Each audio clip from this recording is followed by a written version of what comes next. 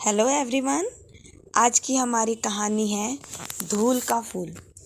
सरपट दौड़ती गाड़ी खेत खलियानों हरे भरे पेड़ों को पीछे छोड़ती हुई आगे बढ़ रही थी।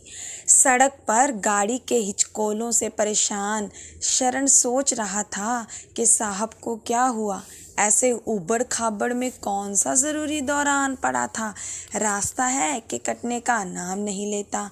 मौन तोड़ते हुए उसने पूछा, अभी कितनी दूर है साहब? सड़क का हाल देखो, गाड़ी के अंजर पंजर ढीले हो जाएंगे।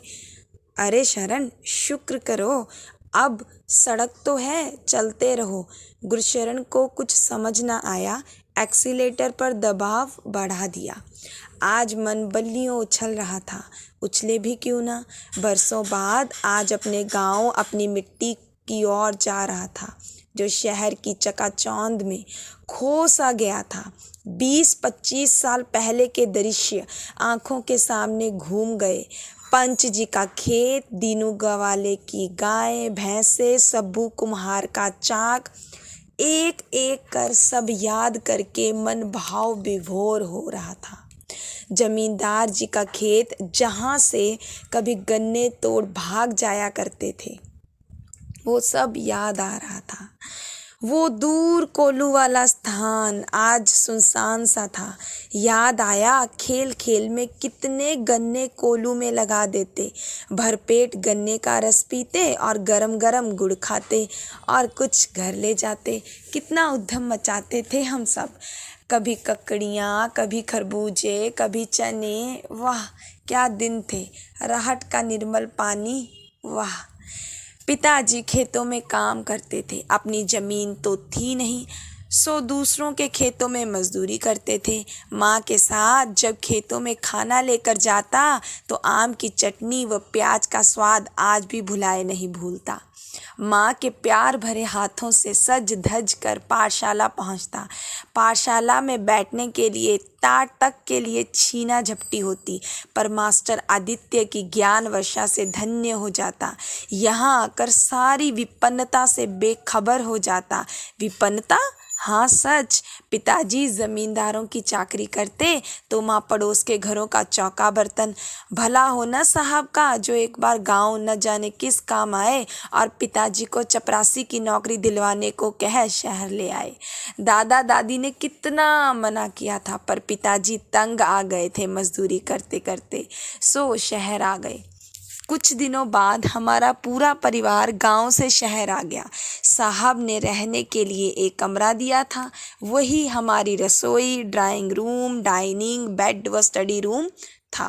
पिताजी की आंखों में एक ही सपना था, जो हर माँ बाप का होता है, कि उनकी संतान पढ़ लिख कर कुछ बन जाए। गाड़ी में बैठे अफसरों को देख हमारे मन में भी ख्याल आते, एक दिन जरूर कुछ बनूंगा। क्यों बनूंगा, कैसे बनूंगा, कौन पढ़ाएगा, आदि सवालों से अनजान। सोचता जब लाल बहादुर शास्त्री, लिंकन, एडिसन जैसे बड़े बन सकते हैं तो मैं क्यों नहीं। पुस्तक में झूठ थोड़े ही लिखा है। सरकारी स्कूल भी उन दिनों कितनी दूर थे। प्राइमरी के बाद मैट्रिक के लिए मीलों मील चलना पड़ता था। आज आमदनी तो इतनी थी नहीं कि साइकिल ही ले लेते। परिवार का गुजारा मुश्किल से होता था। तभी तो मैं भी छुट्टियों में छोटा मोटा आमदनी वाला काम कर लिया करता था।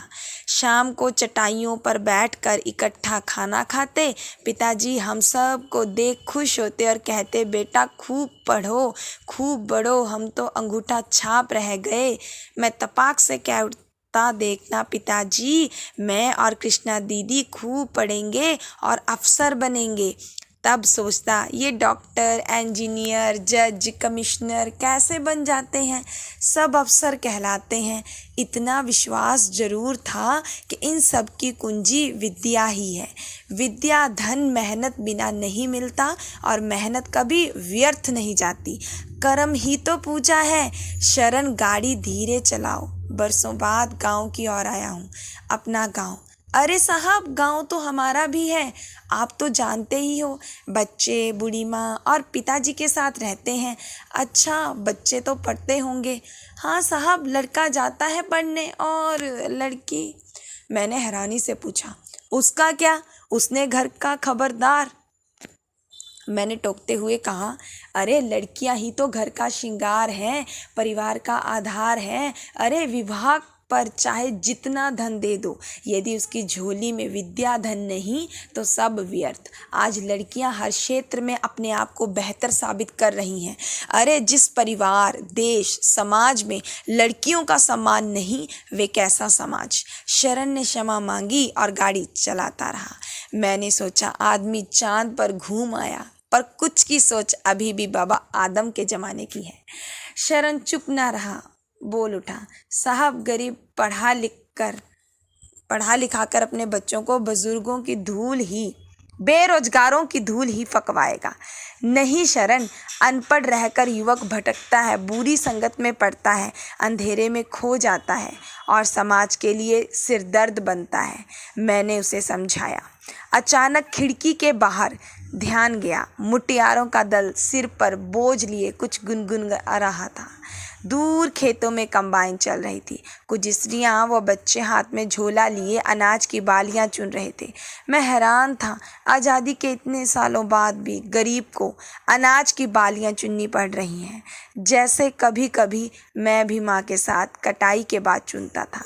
आंखों की कोर से अचानक पानी निकल आया। सोचा सरकार की कितनी योजनाएं हैं उत्थान के लिए, कौन डकार जाता है सब कुछ। मैं भी तो सरकार का एक अंग ही हूँ। सोच ही रहा था कि अचानक सामने एक बूढ़े को हाथ में लाठी लिए देख मैंने पहचानने की कोशिश की। शायद चाचा चरण सिंह थे, जो बचपन में हमें बरगद की छाँव में कहानियाँ सुनाया करते थे, राजा रानी की, जन्नत और परियों की, भूत प्रेत व डाकुओं की। मैंने शरण को गाड़ी रोकने को कहा। गाड़ी रुक गई। मैं चरण सिंह के सम्मुख खड़ा था। अपनी बूढ़ी आंखों से निहारते चाचा ने पूछा, बेटा कहाँ जाना है। मैंने उनके पैरों को स्पर्श करते हुए कहा, चाचा पहचाना नहीं, मैं तुम्हारा प्रशांत। प्रशांत? अच्छा, नसीब का पुत्र। अब तो अफसर लगता है। कैसा है नसीब, आज यहाँ कैसे? सब ठीक है चाचा जी। आज गांव की पाठशाला का दर्जा बढ़ाने का आदेश लेकर आया हूँ। इसी बहाने अपने स्कूल व अपने अध्यापक से भी मिलूँगा, गांव की सैर भी हो गई। चाचा की आंखों में खुशी के आंसू झलक आए। खुश रहो बेटा, खुश। यश प्राप्त करो, खूब यश प्राप्त करो बेटा। तुमने इतना ऊंचा पद प्राप्त कर हमारा और हमारे गांव का नाम रोशन कर दिया। विदा ले मैं गाड़ी में बैठा। गाड़ी पाठशाला के द्वार के निकट रुक गई।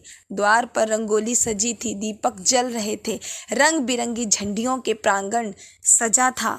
पुष्प गुच्छ लिए नन्हे नन्हे हाथ मेरी ओर बढ़ गए। अध्यापक आदित्य प्रकाश, जिनका मैं प्रिय शिष्य था, उनके पैरों को स्पर्श करने को मैं झुका कि उन्होंने अपनी बाहों में मुझे भरकर गले लगा लिया। आज वे फूले नहीं समा रहे थे, समाए भी कैसे। उनका गरीब प्रशांत कलेक्टर प्रशांत बन गया था और सरकार की ओर से पाठशाला का दर्जा बढ़ाने की घोषणा करने को आया था। स्वागत गीत व बैंड की मधुर ध्वनि से वातावरण गुंजायमान हो रहा था।